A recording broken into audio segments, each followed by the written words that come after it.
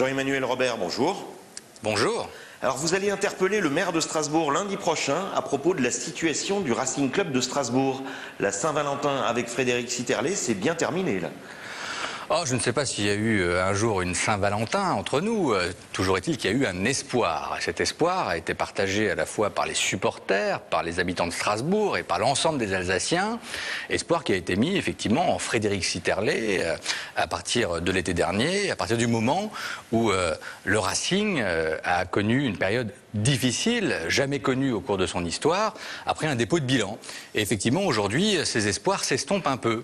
Et c'est la raison pour laquelle, avec le groupe de Robert Grossman, nous avons interpellé le maire déjà ce matin dans la presse, dans les dernières nouvelles d'Alsace, et que nous le referons lundi prochain au cours du conseil municipal. Alors ça, c'est l'attitude purement politique, mais au fond, quelles sont vos inquiétudes? Que ce soit à nouveau le contribuable qui bientôt devra renflouer une nouvelle fois le club?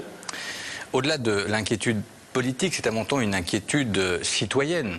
Effectivement, au cours des conseils municipaux et communautaires d'octobre dernier, le maire nous a proposé de voter un certain nombre de subventions, des subventions très importantes, 750 000 € pour la ville et pour la CUS. Ajoutez à cela le rachat du centre de formation du Racing. Donc des sommes très importantes qui effectivement sont payées par le contribuable et qui devaient accompagner des capitaux privés que devait mettre dans la balance Frédéric Sitterlé. Il s'avère aujourd'hui, si l'on en croit la lecture de la presse et puis des confidences que l'on nous fait, que ces capitaux privés pour l'instant n'ont pas été mis en œuvre. Et donc nous nous inquiétons. Alors nous avons contacté Frédéric Sitterlé qui nous a répondu qu'il est à l'étranger, que cette affaire va se dégonfler bientôt et que, je cite, ce sera drôle de faire les comptes alors. Vous prenez ça comment ?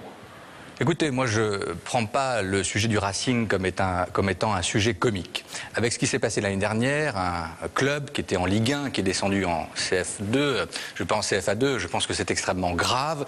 Tout le monde se pose des questions par rapport à cela. Comment a-t-on pu en arriver là? Et donc il appartient aux élus de la majorité comme de l'opposition, dès qu'ils ont des doutes, de les manifester. C'est ce que nous allons faire au cours du conseil municipal de lundi. Je veux dire que M. Sitterlé a créé une holding au travers de laquelle il a acheté la marque du Racing. Et grâce à cela, il va encaisser année après année, en fonction de l'échelon dans lequel se trouvera le Racing, CFA2 jusqu'en Ligue 1, entre 150 000 € et 1,5 million d'euros. Je crois que la marque Racing n'appartient à personne. Elle ne doit appartenir finalement qu'au club, aux supporters et à toute l'Alsace. Elle ne doit pas être scindée de ce qu'est le Racing. Cette marque est intimement liée et c'est ce que, au fond, nous lui reprochons aujourd'hui et ce que beaucoup lui reprochent dans le milieu sportif, mais également dans la majorité. Nous en redébattrons lundi. Je ne suis pas sûr que la dimension comique que voudrait aujourd'hui mettre en évidence M. Sitterlé se manifeste au cours du conseil municipal. Nous sommes des élus responsables, nous sommes attachés au Racing, nous sommes attachés à notre club et nous souhaitons que tout se passe du mieux possible, à la fois sur le plan sportif, mais également au niveau de la gouvernance. Dans les années qui viennent, nous souhaitons ensemble, par-delà les clivages, que le Racing s'en sorte, que notre Racing devienne ce qu'il aurait dû toujours être, c'est-à-dire en Ligue 1. Et à notre niveau, nous ferons tout pour cela, bien au-delà des débats polémiques.